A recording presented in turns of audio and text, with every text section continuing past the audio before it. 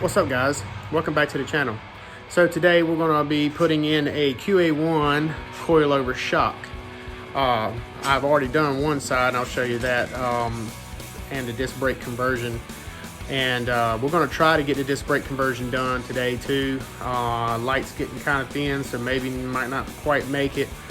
But like, comment, subscribe, and enjoy. Alright guys, we're going to talk about this front disc brake conversion kit from Speedway. Now, I had to put this side together. The reason why is because it was pain my assholes. But I went ahead and got some caliper paint, painted them calipers up, and I painted the dust covers flat black, and I used this right here paint on them, and it's worked out pretty good. There's Patches' engine all painted up and pretty. Ain't it cool? But anyway, so I went ahead and did the first side to see how things were going to go. Now, and I've got this side here to put together. Now, I've already got some of it already torn apart, and I found out that when you're doing this, so just dislocate the lower ball joint. You don't have to take the whole thing apart. Just undo the sway bar, take away from the lower ball joint. Now, do not knock this ball joint down by that. Use the surface here to hit it with, to knock it down. Do not use that, because you will gunk that thread up, and that bad boy will be a monster to put back in, I promise. But more to come. All right guys, this is the QA1 coilover shock. You can see it's a single adjustable. This does not come pre-assembled. You have to put the jam nut and the spanner nut, or the I guess that's the spanner nut on it. And then you have to use Permatex anti-seize on them threads. The reason why is because it will guard them threads up, because that's an aluminum housing. All right, and I highly recommend that while you're at it, go ahead and buy the roller bearing washer. You see the roller bearings in there. There's the roller bearing. Buy the roller bearings to put on top. It's going to take one steel washer, a roller bearing, and another steel washer on the top. All right, and put a good little hunk of anti-seize on all of that. And then once you get that in there, you know, you get that mounted up inside of here. Make sure, guys, that you pull this rod all the way out, because if you don't, it will not go up through this hole. All right, and then your spring perch is going to sit right on top of this last washer here. So it's going to be something like this right here. It's going to look like this when you're done. You're going to come here, you know, and you got your shock. And over top of your shock sits your spring, like so, inside of your car. Alright, so here's another thing I ran into when I was messing around in here. I was putting springs, all that stuff together, and I looked at the instructions, and it was talking about this is supposed to be a 3/8 hole right here.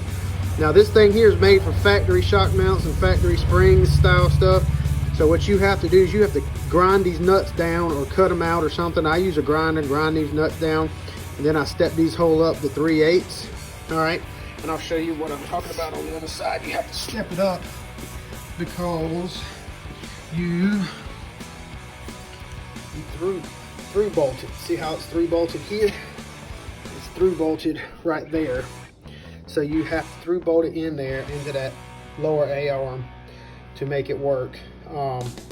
And then you have to, you know, of course, set it up in the perch. And what I was talking about before is you got to raise that shock all the way up to be able to even get it to come through the hole real good. But this is how it's supposed to look, guys, with the sway bar and everything involved. But like I said, guys, this thing right here, I made a boo-boo, and I hit this top of this ball joint with a hammer trying to knock it down, and I guarded threads up. I had to put a die on it to get it to go again. So yeah, don't do that.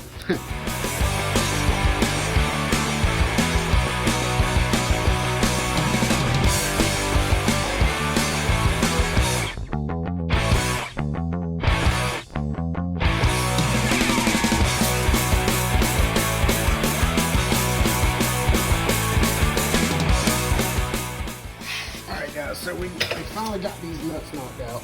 Damn, it was kind of tough. So I was just trying to stay out of the way of the camera angle, but this hole here and that hole here there, we have to step up to 3/8, and then I'm gonna primer the inside, clean it up real good, and then we'll start putting in our coilovers. And yeah. All right, guys. So as you can see, we've got the nuts cleared, and we've got the hole stepped up to 3/8. So now we're going to put coilover and done. All right, guys. So when you're dealing with a coilover suspension for Chevelle's front coilovers had this tang, okay? And this tang is only serves its purpose is to make sure that coil spring stays located. And this is where your shock is going to go through. Now, you just got to make sure that you're in there real nice. Also, you got to make sure that when you're doing this, that the shock, the bottom of the shock is clocked correctly to this. That way you don't have to fight that. Put those bolts in there only temporarily. Just stick them in there, kind of put finger tight in the nuts. And then what we're going to do is, as we get that stuff halfway done, we'll take the ball joint and we'll stick it back up in the hole here, and just hand tighten it and make sure everything's going to line out good. And then we can set everything like it's supposed to.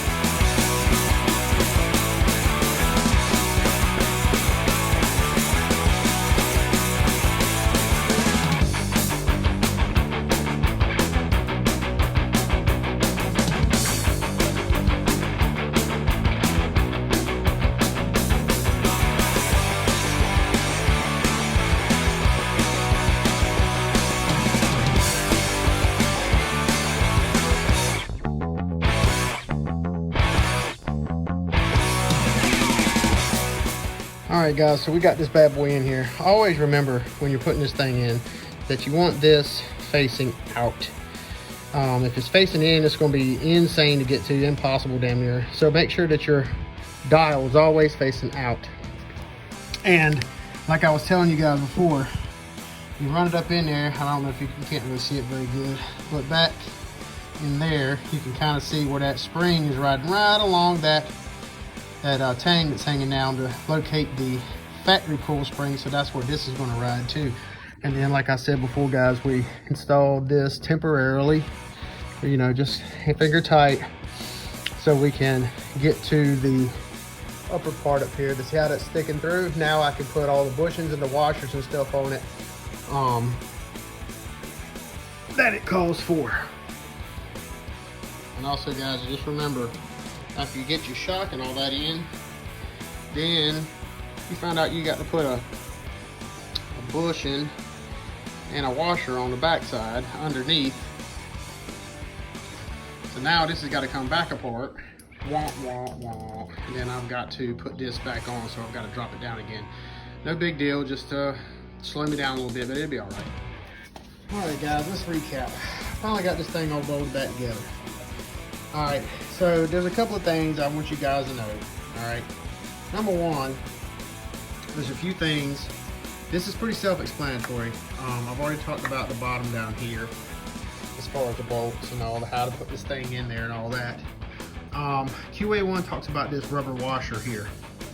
So this rubber washer right here, QA1 says to tighten it down, but don't exceed the width of the steel washer. You know, just make sure that it's nice and snug and tight. Another thing is you got to make sure, guys, is that you put your sway bar stuff back together before you bring your A-arm back up. Your lower control, your lower A-arm, because yeah, I've done that, and I've had to take this ball joint loose a couple of different times to get everything to line up. So with that being said, guys, like as you can see down in here, I've got those bolts tightened up. I've got this thing on the loosest setting right now, and I've got it set down pretty low. But just, you know, make sure that, guys, that before you tighten everything down, that you make sure that the spring perch on the inside of here, that the spring is seated and the spring is in place. Make sure that you get your ball joints tightened back up real good. Put your cotter pins in. Make sure everything aligns pretty good. Make sure that your sway bar, if you have one, is still hooked up in the front.